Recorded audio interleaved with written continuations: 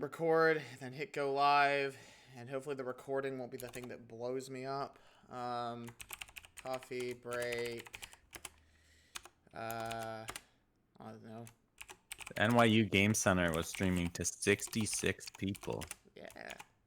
But they just went offline. Darn. NYU Game Center. We gotta get those people involved. Steal their fan base.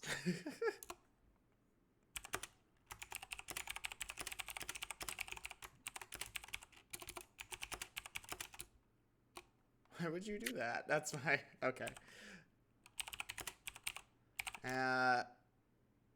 They do very different stuff than us, from what I understand. They're very much more focused on getting specific academics together to have, like, very, very scripted discussions. Or not scripted, but, like, you know, topic-focused discussions. I think they were talking about the GameStop stuff, if I poked in for a second. There we go. Five Nights at Freddy's 2. Perfect. All right. You're not live right now on I Twitch, am right? not. We are going live in 5, 4, 3, 2, 1. I am recording, but I'll cut this off the VOD or something. I don't know. All right, we are live. And they're probably all watching an ad, but, like, who cares? We can't do anything about that. I guess if they sub, they're not watching an ad. Yes. There we go. Hard sell, the one sub can tell us what this sounds like. Everybody else, this is exclusive content just for one person. Anyway, I suppose we should just go ahead and do introductions and get into this. Welcome to Serious Play. Welcome to Coffee Break on this spring break. There are only 2 shows this week, which are Coffee Break and Lunch Zone on Wednesday, so tune in. I think Arena might be happening. Oh, are we doing Arena? Did I say no Arena? I canceled the meeting with Stuart to do Arena. So. Well, then don't listen to me, because the Arena might be happening, and Eric would know that better than me. I'm just gonna put all caps. Is Arena tomorrow? Question mark. Because the thing is if I can't get, like, you know, at least 2 other people to compete with me, then we will not have Arena. But anyways, who are you? I am Ren. I am a master's student at UWM, and apparently now I'm the Five Nights at Freddy's guy. Why did I do this to myself? And who are you? I'm Eric. I am a PhD candidate at UW Milwaukee. And we do acknowledge that in Milwaukee we live and work on traditional Potawatomi, Ho-Chunk, and Menominee homelands along the southwest shores of the Michigami, part of North America's largest system of freshwater lakes, where the Milwaukee, Menominee, and Kinnickinnick rivers meet, and the people of Wisconsin's sovereign Anishinaabe, Ho-Chunk, Menominee, Oneida, and Mohican nations remain present. Thank you, Eric. And also, it is nice to meet you, who I've never met before in my entire life, obviously. Welcome to Five Nights at Freddy's. Yeah, we did this last week, and I screamed and cried and told myself that I didn't want to do this again, and now here I am, being a dumbass. I have this thing I'm writing for Michael Newman's class about Five Nights at Freddy's is, like, you know, something that shares itself, or not shares itself, but is built for, like, shareable moments, essentially. So I figured it'd be a good idea to play through a couple of the games. And, like, running theory with this one is that as the games have progressed, they've actually gotten worse at doing that thing. I was having a conversation with a friend about it, but we'll see. Maybe I have a bad memory of Five Nights at Freddy's. Hi, Matthew. I'm sorry, I'm a little bit late, guys. Oh, hey, Matthew. You better be. Let me boost your audio up quickly. No problem. Oh, you're already maxed. Good. I will already maxed. Just boost the computer audio, and then I'll remix it in. Oh, we're back at Freddy's. Yeah. I can't stay away from Freddy's because I have, I guess, problems. Alright, this time you can watch Matthew on Discord, and then you can hear the horrifying sounds of the game. Yeah. Oh, sweet. Yes. Welcome to your new summer job at the new and improved. Oh, shoot. I did the thing again. Ah! What's the thing? The thing is where I press escape thinking it'll get me out of the camera view and forgetting that it's a very basic application, so that just closes the game. Whoopsies. Yeah, they are not maybe the best designed, intuitive games in the world for being as simple as they are. Here we are. Okay.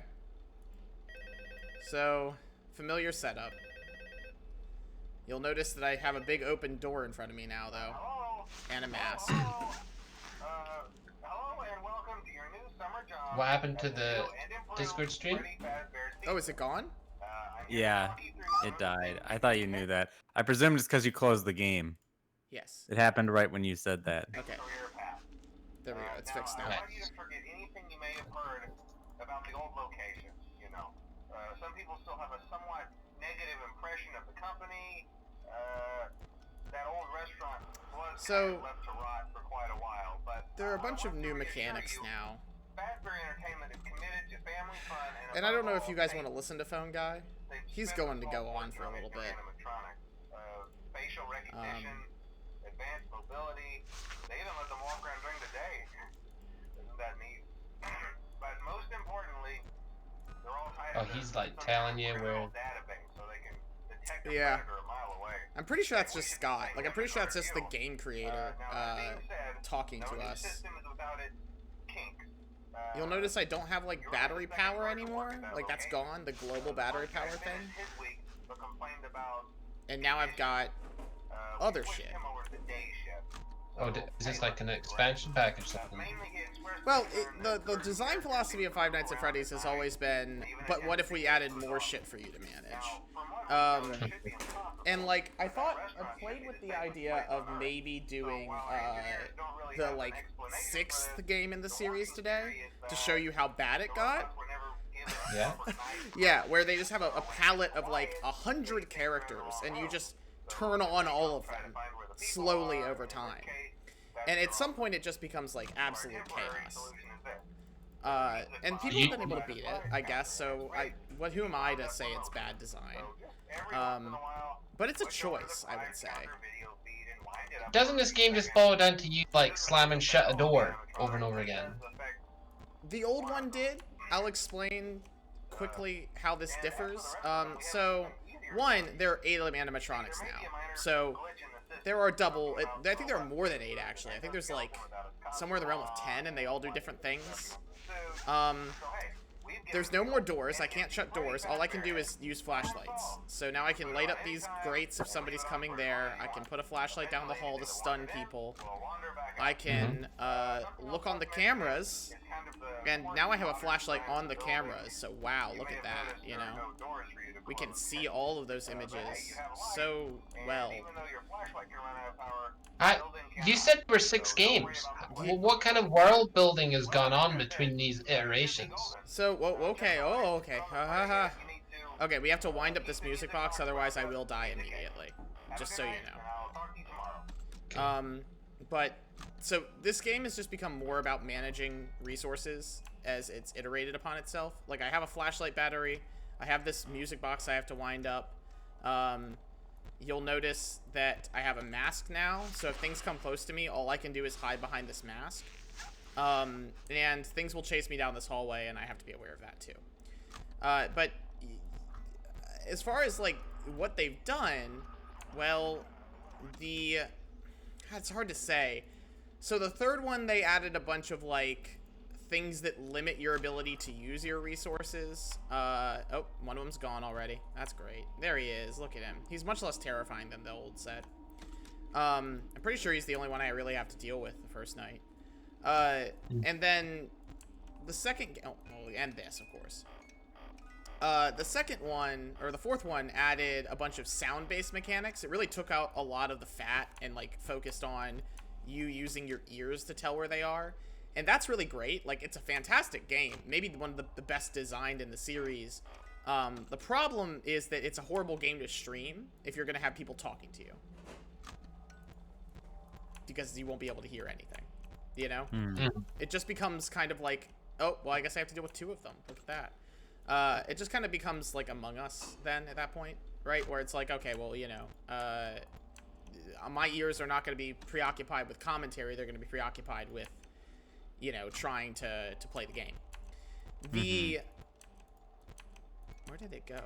Oh, great. They're all out. Wow, okay. I didn't think I'd have to deal with 3 of them today. That sucks. But I'm also less terrified of these toy animatronics. And I think the scares got less intense too, honest to God. The fifth one takes an entirely different direction and becomes like really a set of playable mini games with a story between them. And then the sixth one goes back to its roots and like, well, okay, so the top of the game is a tycoon game, and it appears to be a tycoon game, and then you play it a little bit deeper, and it's like, oh, okay, no, there's a game underneath this tycoon game that's like, oh, what is blocking my flashlight? Oh, well, that's great. I forgot about that. I also take exception to this Chica because, like, why does she need to be? I have problems with that design. It's a lot. Anyway, yeah, so they took different directions. There's another game coming out for, like, Xbox pretty soon. That is, we don't really know what it's gonna be. Literally the only reason I came up with this. Oh, wait, whoa. What's going on? Did you see something I missed? There's a thing right there. Oh. Yeah. Yeah. She's there. We're at 5 a.m. by the way. So yeah, as far as the lore goes, this game, between the first two games, not a lot really happened. This is actually a prequel. It would take a little bit of explaining to get to why it's a prequel, but like, you know, you can sleuth it out by listening to the audio recordings and comparing them to the previous one. A lot of the story happens between the games, which is to say, in a lot of ways, it's similar to something like Overwatch, where like the game itself isn't canon, but the maps are canon and that sort of thing. Okay, well that's great. Somebody's getting close to me. That's what that means. Don't know where they are. The maps are canon, like in Counter-Strike or something. Yeah, like there's story going on behind the scenes of this game, but the game itself is pretty simple. And that itself, I think, leverages itself to a certain shareability, right? Like, oh, I found this cool thing, and I'm going to show you it and prove to you why it matters. And it becomes like, not an ARG, but something kind of like it. Suffice to say, I don't know how much we want to talk about the story of Five Nights at Freddy's. I'm happy to tell you what I know, but like... Well, I mean, I don't know anything about it, so... It's a bizarre little game. So, the first game really was just like this standalone guy came to a pizzeria, killed 6 children, they're stuffed into the suits, and now you're dealing with them as a vengeful spirit. Well, obviously, there's a bit of an issue then, if you're assuming from the first game, I think rightfully, that you're the killer and you're stuck in this like eternal hell or something, right? Okay. The difference is that how could I be here at this point if that's the case? Like I said, you know, we could talk about this being a prequel, I guess. But I think more interesting is the question of like, what if I'm playing a different character? And at that point, then what the hell's going on with this one? It is a lot of ways the same story. These big boys here, these guys, are actually designed with, like, security features. Like, they scan people's faces and check them against, like, sex offender databases. That's, like, straight up in the game. Like, they just tell you that.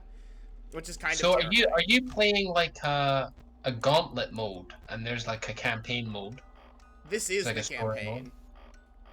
Like, you pick... Okay. Yeah. All of this is told by the phone guy talking to you, pretty much. I've turned him off. Oh, so he's the narrative progression. The phone guy, the disembodied voice, the phone man. And is he, like, the owner of the place? He's just a guy who like, he presumably had my job before I did. I don't know if we'll get any of them. I don't remember exactly how to get them. There are mini games in this game that tell a little bit more of the story, and I just, for the life of me, I have absolutely no idea how to actually get them. Yeah. And so you know, if somebody wants to look that up, I'm happy to like perform one of those things and see if we can learn a little bit more about the game. But like, it's a really weird thing. You know how like, I don't know, was I the only one who had trouble with like understanding Halo's story, or did you guys play Halo? I played Game I Halo. can talk about. Okay. Yeah. I didn't have too much trouble. I did a read. Actually, I was young at the time, and I actually read some of the novels, like that were accompanied. Like I read like Halo Reach was a novel long before it was a game, and I read that. And I've never played the game actually because I stopped caring about Halo in between those two periods of time. But I always, with a game like Five Nights at Freddy's, my kind of attitude, maybe this is a little cynical. I don't care very much for like whatever stories here. I'm much more interested in like what the game is to you while you're playing it than I am at like what could we possibly mine this thing. You know what I mean? To like try to figure out a story a lot of the time. Yeah. And so, but that's just me. That's just, that's kind of where I kind of sit. I always find those kind of like the game theorists and stuff on like YouTube and stuff. Like it's not like something I'm personally very interested in. I do understand that for a lot of people that's really interesting stuff. But for me, I'm always just like, it seems like we're just doing a lot of extrapolating on minimal data. It's like the less someone gives you on something, the more you can make up for yourself as to what it means. Yeah. Well, it always reads to me. I think talking about MatPat's probably a good idea here. He always reads to me as very like literalist criticism, and I just think there's more interesting shit going on in this game from like a game design perspective or from like a aesthetics perspective than it is to like talk about, what's really going on with the story. Like, how important is it really that I know exactly who is the purple guy, in the mini games? Doesn't it communicate enough what's going on just by like watching him kind of move around the map? And oh, that's bad. Okay, mask is going on. We're about to get scanned. Here we go. What does the mask do? They basically, if I put the mask on, they think I'm an animatronic. Oh, I see. We kind of got to sit here for a second. Let me quickly check. I think she's still... Nope, she's gone. Okay. Cool. I thought she would get me, but that's cool. Maybe she is in the room and she is going to spook me. So is that replace closing the door? Pretty much, yeah. That's the near miss now, is throw the mask up. Oh, that's bad.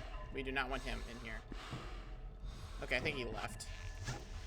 There's a little bit more audio cues here, like I can hear them thumping around in the vents. But yeah, I don't know. I agree, it's not like hyper interesting. I think it becomes more interesting in the later FNAF games because that mode of storytelling is more directly written into the game text than it is in this. But I'm inclined to think that like the storytelling in FNAF, the later FNAF games, is a reaction to the kind of literalist stuff that MatPat was doing as opposed to being an intentional ad from the very beginning, Like, oh, people are interacting with my game this way, so I'll make it more of a, like, networked story. Which is cool. I mean, again, I don't have, like, a problem with it, per se. I agree with the point that you're making about whether or not, games like this, a game such as this is particularly interesting to start unpacking all the little titty-bitties. I think so what is compelling about the game design here, then? So that's kind of my take where the conversation I was hoping would go. I don't think this game is as compelling. Oh, well, there you go. I don't think this game is as compelling as Five Nights at Freddy's 1. I don't think it's as scary. Oh, hey, we're going to get an 8-bit minigame. Look at that. The thing I said I didn't know how to get. We got one. So these are supposed to look like Atari games, supposedly. We can also explore around a little bit here. We don't have to just go in the direction it wants us to go. Here's a dead body. How nice. How pleasant. Well, you're going through where you're looking on the cameras, right? There was all the birthday hats on that table, and in one of the cameras there was like a bunch of birthday hats on it. Yeah, I think so. That would make a lot of sense. And we're following this like sad puppet thing that if I don't wind the music box pops out and kills us. I can show you him sometime. He's actually kind of one of the cooler designed characters in this game, I think. But like you can kind of probably tell from my reaction to this game that it literally does not scare me nearly as much as the first one does. Yeah. And I think that's probably a sign that it's not. Like, it just doesn't achieve the same thing that the first one does. And I'm not really sure why. I think part of it's that there's an expectation built up, or at least I used to think that's what it was. Okay. And then... we went like back Halloween 6 or something. Yeah. Halloween H2O. Halloween Resurrection, like one of those. It's not the OG. You know, it's been done to death, and the budget is a lot smaller. Yeah, I don't yeah. know this. That's what I thought at first, but then we went back and Okay. played Five Nights at Freddy's 1, and I was like, oh, well, this still scares the piss out of me. So there's something else going on here that's legitimately taking away from that affect. Whatever the fuck it is. I think part of it's that these guys just aren't scary. Like, they're too cute. You follow? You can see a lot more of them. Yeah. Mm-hmm. These guys are more terrifying because they're the Game old seems ones. a little less dark, too. It seems like a little lighter, Mm-hmm. like in just like color palette and like and everything. Mm-hmm. Yeah. But it's also, you know, how much is like that original Five Nights at Freddy's just kind of a lightning in a bottle kind of thing, right? Where it just kind of happens to work out quite well or something like that. Yeah, I don't Well, know. we could talk about the Flanderization of the Celebrate poster. Yes, we could. This boy, I can still honk Yeah, his nose. exactly. It's got everything Eric was saying, like lighter, different color palette, it's more explicit. And that's because it's playing off of the one in the first one that was not really I couldn't really see it very well, and you know, it's you know, evolved with every iteration perhaps to become something which is off not well maybe off-putting, not in itself, it's a microcosm of the thing, but Yeah. It's also kind of doing that classic sequel thing, right? Where the original had just 2 paths that the enemy could take to get you, right? It looks like this one has 3, am I correct? Yes. And so like, right, it's like a classic sequel thing. Well, we'll just throw something on top of what we already had, right? And I think almost the problem with this is that from at least at my first glimpse at it, this is too similar to 1. You think That's so? that's that's my first instinct here. Is like when I'm looking at this, it's like, okay, um, like it's the same like kind of camera setup. You still got the lights on the left and the right, and then you've just got this new light in the middle, and you're just kind of playing a similar gameplay pattern.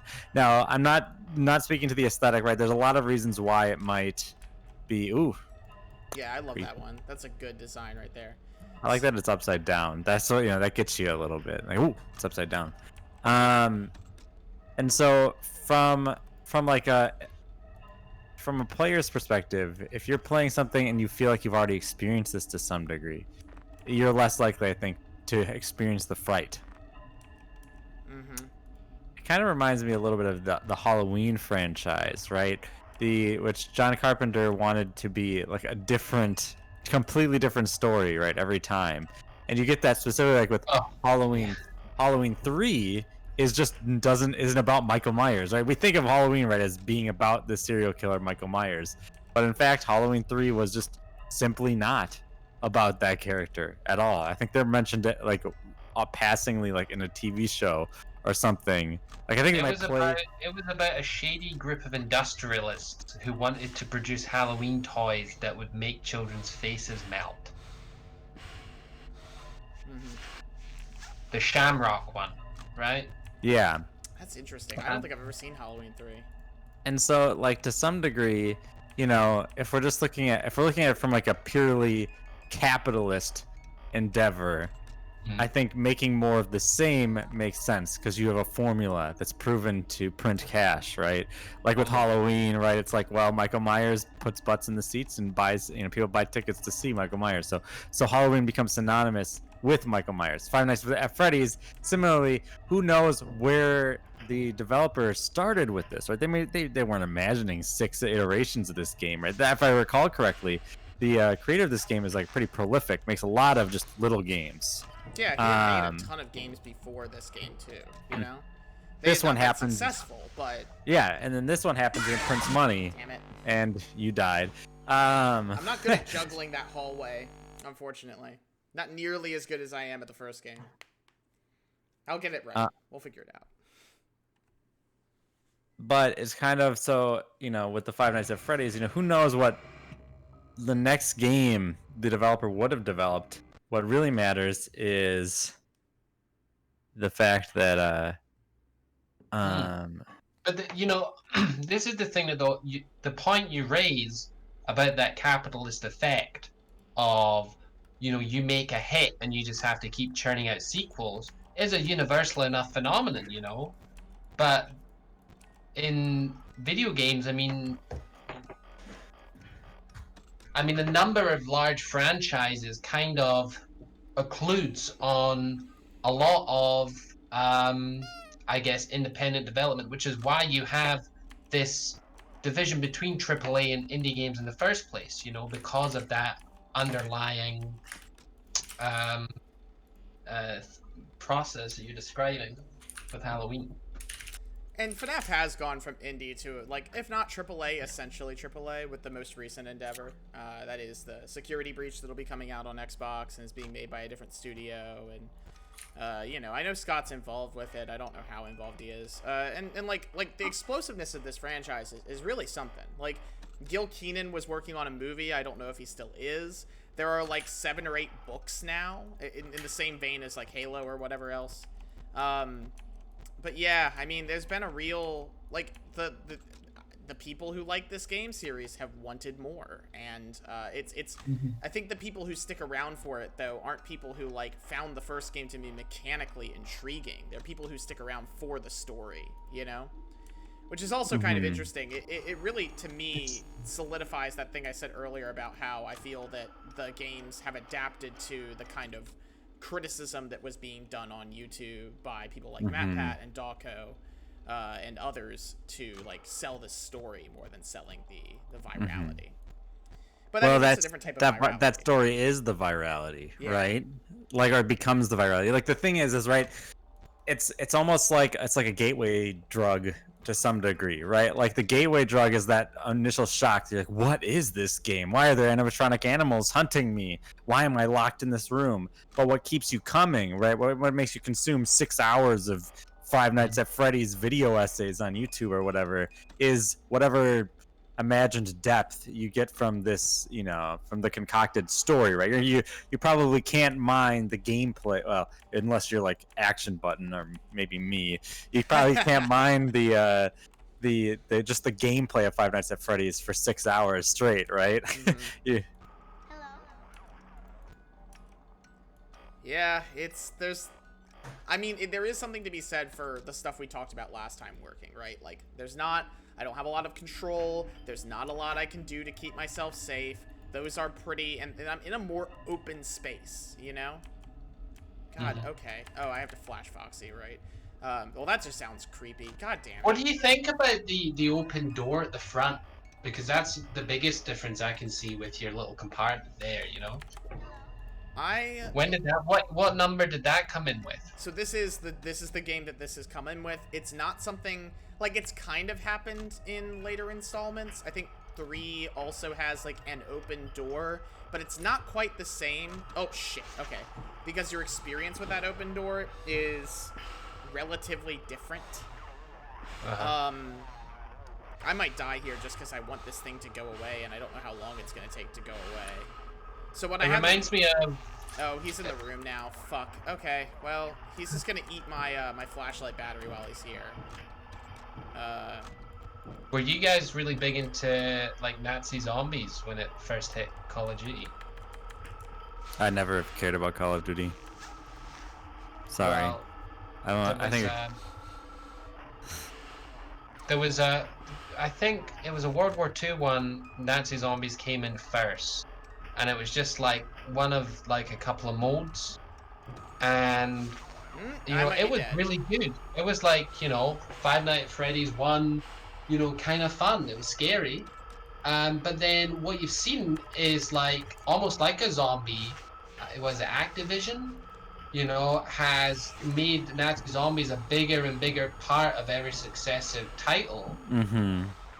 And it's like with the door open here, like the zombie maps became much more open. Like at the start, you were just like in a tiny house, maybe like a concrete bunker or whatever, with a couple of windows that the Nazi zombies can get in from.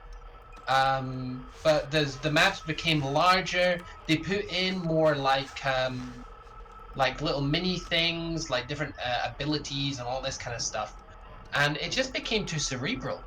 Like it reminds me of there's a German series on Netflix which is about time travel, and it's set in the same town, but there's a couple plot lines going on in 33-year increments. And every season is like it would go from like, a different dimension, like squared to cubed to whatever's larger than cubed, to the point where it wasn't just forward and back in time, but they brought in the parallel universes, and it was in Germany. I had to read the subtitles, and it just hurt my head too much, Are you talking about Dark? And yeah, that's right, Dark. Yeah, God. and they're pushing that concept so much, that not that they didn't give it a good whack.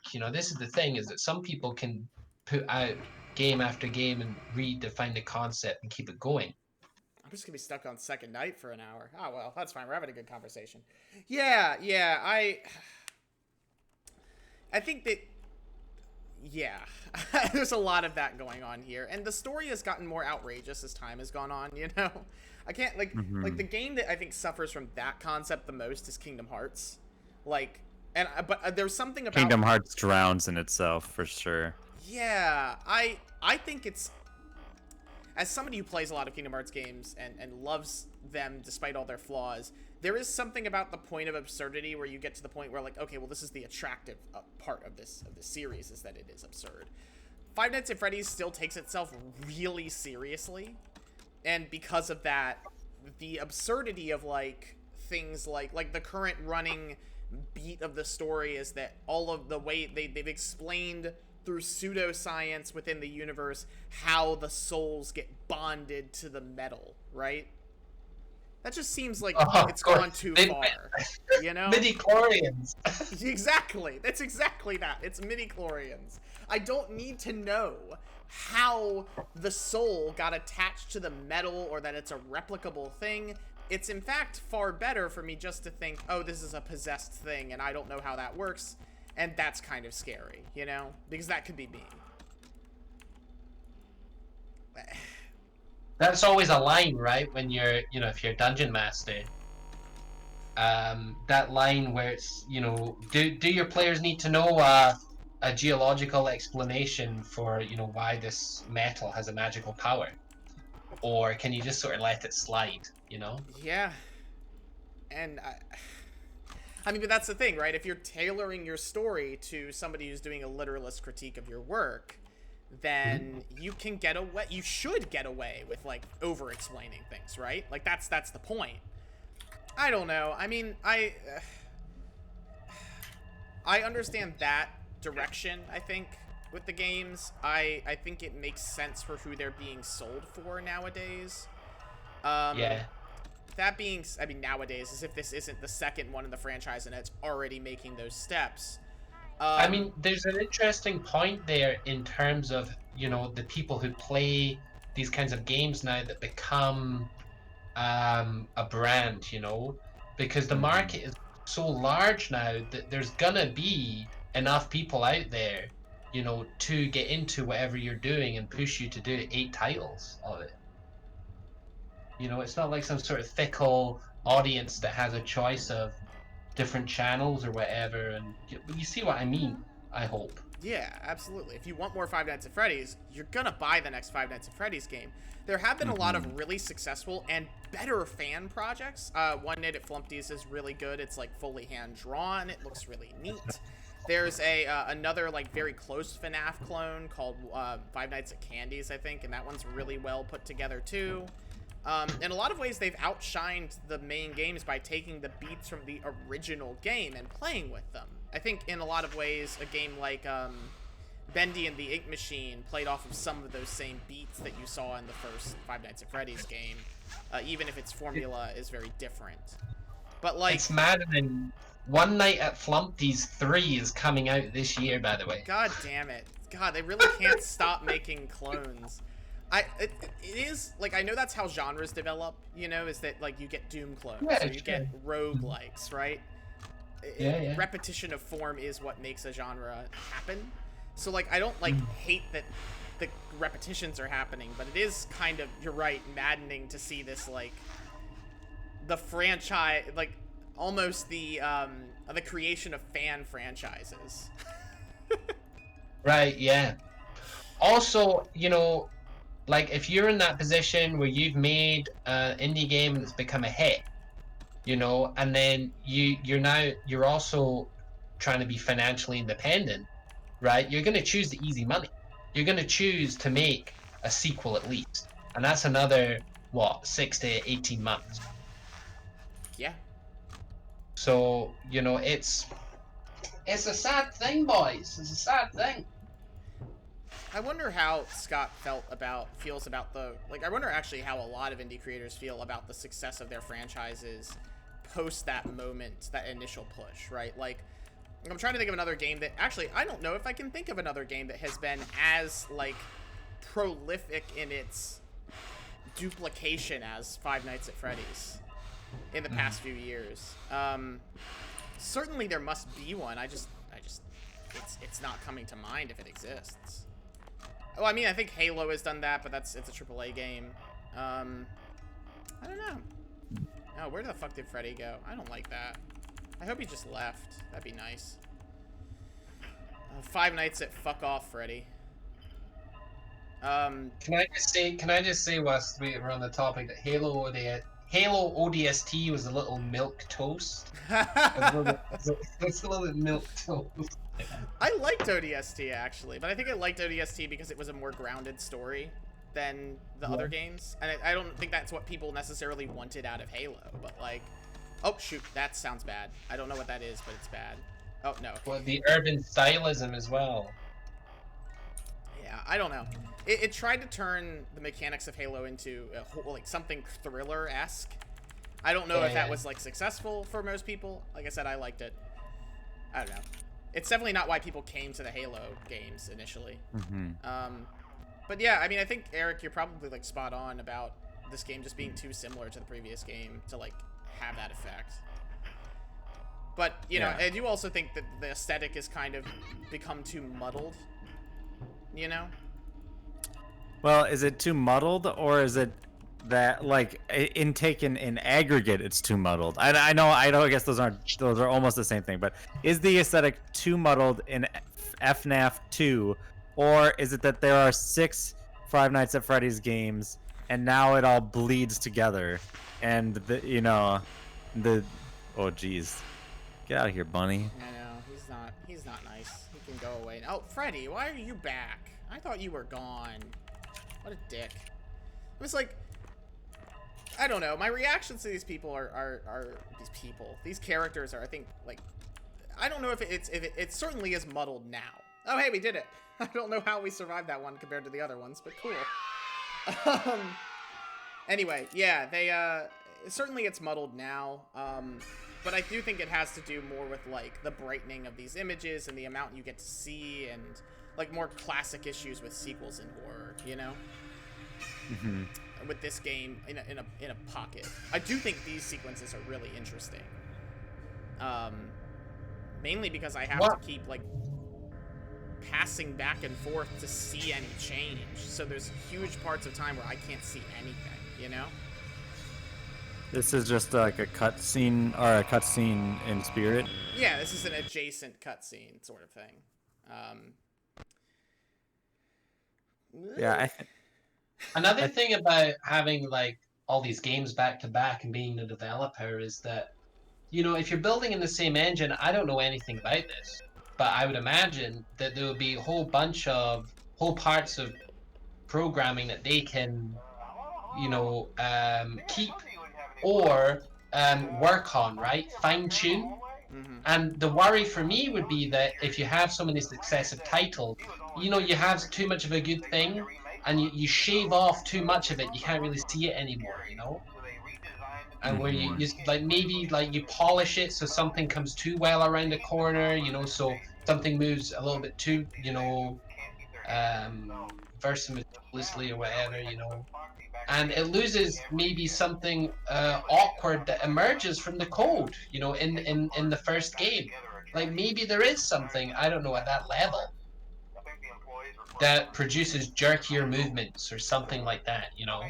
And that's been smoothed out as time's gone on. Hmm. Can code become flanderized? That's a good question. There is something to what you're saying, and then I know Eric is trying to say something, so I'm gonna shut up. But like, where last time I was like, oh well, you know, part of the fear really comes from the implication of movement, right? Like the characters aren't moving in the first 5 minutes phrase, except for Foxy. He gets to run, but there's not like a lot of animation. It's mostly still images, and your brain inserts the way it thinks the animatronics move based on the way they look. This game. You don't really see more. I guess there are more frames. That's how I would put it. Freddy has 3 frames as he moves up towards me. I can understand how he's moving pretty concretely without making many guesses between those 3 frames, you know? Mm-hmm. The sleekness of these robots make me think that they move better, smoother. That scares me less. Foxy here, again, like, I know he's coming. There's no like he's not pulling a curtain back and making these really subtle movements. It's one very obvious movement. Mm-hmm. I think there's less like white space for my brain to fill in like what it would consider to be horrific, you know? I mean, this is like a rule about horror. It's almost like the more money you can put into a horror movie, the worse it's going to be. Because like when you have in the first one, you have like maybe like you have these guys coming from the side, just parts of them are showing, and then the next moment they could be on the other side of the door, because that's easier to program than a full body moving down the hallway, you know?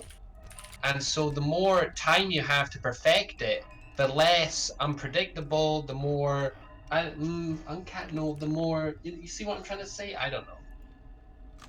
Yeah, I think I get what you're saying. Yeah, I mean it's. Well, and Amberly pointed this part of it out to me, which I didn't get at first. Like, I know we talked about the first part of that on stream, and then after that I have a conversation with Amberly, and Amberly was like, well, you know, Five Nights at Freddy's 2, when those guys come in from the sides, it's just a floating PNG. Like, I'll keep the mask off here when the next one comes up and you guys can see it. It's just a PNG that's being dragged across the screen. That's not scary. Amberly's right about that. It's not. It's just funny. Like, that's kind of the opposite direction, I think, where like you presume that the player is going to protect themselves. So, you know, why do I need to animate a full thing, or why do I need this to be anything more than just a floating PNG? Sure, and yeah, like, hollows out. Again, whole ass, I didn't notice that because it's just not a part of the game that I behave very much like an atypical player who's like, oh, I want to survive, you know. Mm-hmm. And that's not necessarily how everybody plays a game. I do like these guys, though. Very spoopy. But, like, not in, like, I'm actually gonna get scared way. Just in a, ooh, that's spoopy. Yeah, I think that, you know, there's a reason why the first movie in most franchises tends to be the best. And it's like, you know, you were talking about white space of your imagination, and it's because so much more is just left up to you in those movies. You know what I mean? They're not like, as much as meta texts are fun, and you know, I know that all English majors automatically love meta or whatever, and we're all English, you know, PhDs and MAs or whatever here. Like, meta sucks. Sorry. Hi, No 34 Emmanuel. Greetings from Mexico. Greetings to you from Wisconsin. But like meta sucks. Like, really, like the things that we love about you know, any given media rarely are the meta things. Like, we might find the meta things intriguing, right? We might like them on some intellectual level, but we rarely have the profound emotional response. Like, I even think about something like Avatar: The Last Airbender versus Korra, Legend of Art. And The Last Airbender, for my money at least, is way better than Korra, and Korra's got way better animation. It's generally at points it has a little bit better writing. You know, and on the face of it, you'd think Korra is just better, but Korra is too much of a reaction to the first one, right? and that ultimately is to its detriment. You look at you look at the Marvel movies. Like Iron Man is probably the best freaking Marvel movie. It's one of the best at least, and part of that is because it's not reacting to anything. It just is to some degree. Obviously, everything's always reacting.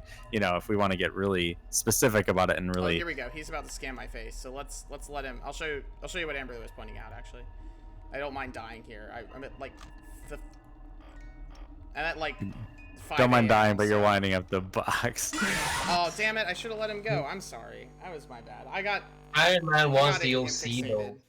It was Robert Downey Jr. owned like How much he's time? like the daddy of the franchise, isn't he? Yeah, no, definitely. But what I was trying to say is just that the reason why the first thing is usually the best is because it's the least meta. It's not reacting to anything, right? It's not trying to conform. It's just trying to do something, right? And so you look at Iron Man. Like I like Iron Man 1, generally speaking. I think Iron Man 2 is bleh, and Iron Man 3 is terrible. I'm sorry if you like Iron Man 3. I'm just giving you my opinion. Iron Man 3 is trash. And the reason why is because there's the weight of all these expectations. It completely changes the movie. Like I'm about to spoil Iron Man 3. Is anyone going to be upset about that? No. Right? The whole promotional materials, right? There's some Arab threat, the Mandalorian. I guess kind of combined Arab / Chinese, because Mandalorian. Or is it it's not the Mandalorian. That's the name of the dumb Star Wars show. Is that also the name of the villain in that? Am I just messing up in my brain? I think it is it's the Mandarin, maybe. It's now I'm gonna look it up. Orange? Anyways, it's a fake out, right? All the promotional materials like this is the big bad, and then it's like nah, that guy's just like whatever, right? It's a fake out because it's meta, right? They have to fake you out because they have to somehow change the the Mandarin. It is the Mandarin, right? And which is but anyways, I don't care about that very much.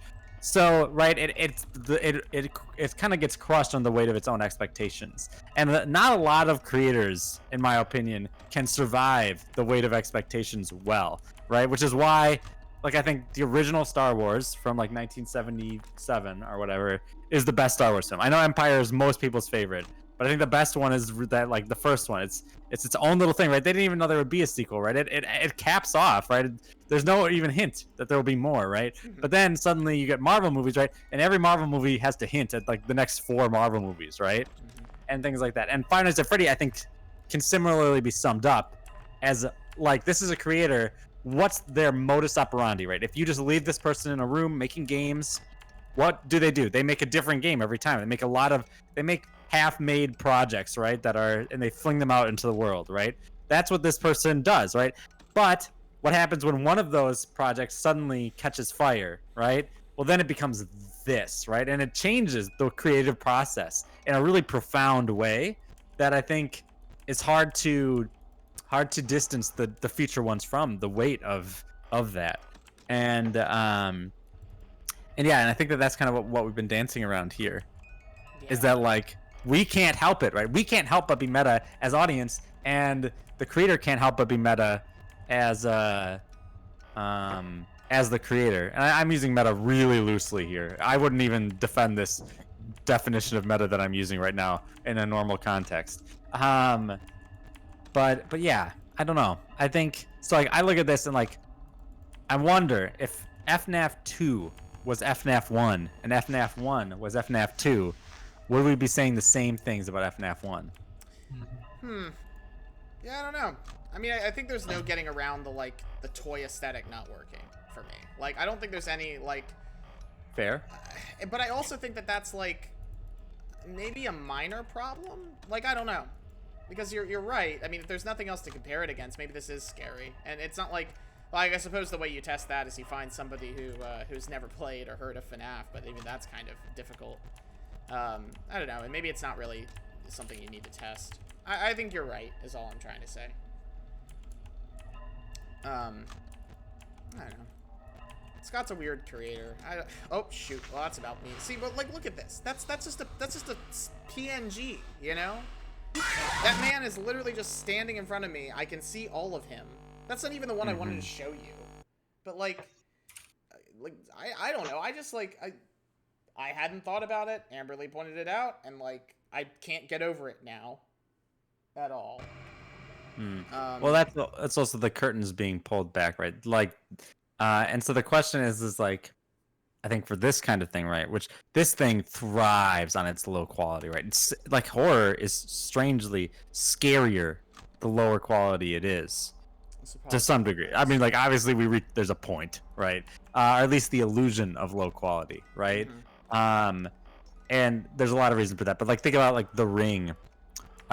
Floating image formats are the true terror, but our horror is hard to tell. But like think about I'm thinking about like The Ring, right? And like that, like the have you guys seen The Ring? Yeah. And you got this woman or this young girl actually with hair covering her face coming out of the well and then coming out of the television set, right? And it's this grainy, awful footage, right? And what is it about the fact that it's grainy that makes it feel more real, right? It's that lower quality kind of it's kind of a shortcut to authenticity, I think, a lot of the times, right? And so I think maybe in Five Nights at Freddy 1, you were willing to forgive the PNG-ification of things maybe a little bit more than you are in Five Nights at Freddy 2 because you're more attuned to the way this game works. You're more likely to look at the floating PNG and think that's a floating PNG because you're less immersed in it to some degree because you have more expectations now than you did before. And like I can see it also comes back to that line of sight thing, right? Like this is cool. Like, okay, big open, you would think big open doorway would make me feel less safe and not more safe, but like it seems to work in the opposite direction. It really does. Like you're able to, that's right, and it kind of to the detriment of the suspense we were talking about in the CCTV circuitry, right? Like that indirect sight, just to go off the back of what you were saying, Eric, about the making it more authentic. That's the kind of like in the Resident Evil, the early ones where they have that kind of, you can only, the one I mean, with the camera, the security camera, you see from there and you have to move the guy, and that awkwardness and not being able to really control yourself well, compounded by the graininess of the angles, creates a suspense because it's not just a near miss, you can't play the game. I couldn't anyway. But the CCTV is kind of undermined by the fact that you can see a very large portion of what's in front of you, Yeah. Especially if like you said, the near miss is just you putting a mask on. The timing doesn't really match up there, Whereas when you had to hit the button on the door, right? That at least was a bit more like Alien. Well, and would this hallway work better if I didn't have a flashlight? Like, what if the flashlight wasn't the main mechanic here? What if the way I interacted with the world wasn't mainly by pointing light on it? Does that fix the problem? I wonder if the issue isn't isn't it all the hallway itself, or the CCTVs, which I actually do agree. I think at this point this is like I have more cameras, and in some way that also hurts the game. But like that's a lot of visibility. Like that's not, I don't know. I feel like I can see a lot of that hallway. Yeah, you feel in control with with that kind of. I would feel you feel in control with that kind of sight range. Yeah, and I think like one of the things Amberly pointed out that I didn't come up with the first time was like the fact that in the first Five Nights at Freddy's, it's very clear that like the animatronics are very aware of the camera positions and are like actively toying with you. And that's fantastic. Like, that's such a, one, really great point. Two, and I'm jealous I didn't come up with it, but two, like, that's like, oh, hey, oh, God, all right, well, I'm probably dead. But the other part, yep, there it is, is that, like, this game doesn't really have that. Like, it doesn't. The old animatronics seem to behave that way, but the new ones really don't. Like, I watch him crouching down to get into the tunnel, right? And that, like, that's just, I don't know. I get the sense that, like, the newer animatronics, the toys don't actually know the camera's there, which makes sense from a lore perspective. But, like, from a gameplay perspective, it gets rid of that thing that made me scared initially, Anyway, so we're pretty much out of time. I'm just gonna let the music box run out on this one, so you guys you guys can see what happens with the music box. All right. Because it is like, I think, the coolest thing about this game, actually. It's one of the few things that really works, because like Foxy in the original game, where I have to like go to this specific camera and expend my resources on it. This is something where I have to go to this part of the camera and expend my resources on it, you know? Mm. Like, it takes away from my time and genuinely gives me a good spookum. And what's the point of games if not to give a good spookum? Yeah. Also, whole ass, I happen to find clowns terrifying, so, you know, that's where we're at. That's how clowns get ya. The, I don't know if you guys can hear the little, like, rinky-dink, music box thing, but that sound operates the same way as Freddy's, like, staring at you does in the beginning, or in the first game, where, like, you're like, oh, I don't know when it's coming, I just know that it's coming. And that can go on for as long as possible, which is just terrifying. And then the movement of this thing to jump out from, I think, the hallway in a way where you still can't really see its whole body works really well in a way that the other ones just don't. So that's Five Nights at Freddy's 2. Any closing thoughts, guys? No, I'm good. Cool. I got a meeting in 3 minutes, so. Well, thank you all on the stream for joining us and hanging out and following and all that. It's been a ride. Yes. And I apologize because maybe I didn't do this game as much. Like, maybe we didn't do this game justice, but I'm not sure I think we did as best we could with it. No, we did. We had a good conversation. That's all we ever ask for on these shows, right? Yeah, you got it. All right. Well, I had a great time. Thank you very much. I had a great time. Well, see you guys on Wednesday for Lunch Zone, for sure. And see you on maybe Tuesday for maybe Arena. Not happening. Never mind. Aw. Okay, well, Wednesday While for we were Lunch Zone. doing it, expectations changed. Darn. All right. Well, I hate when expectations change. I'll see you guys next time. Goodbye. Bye-bye.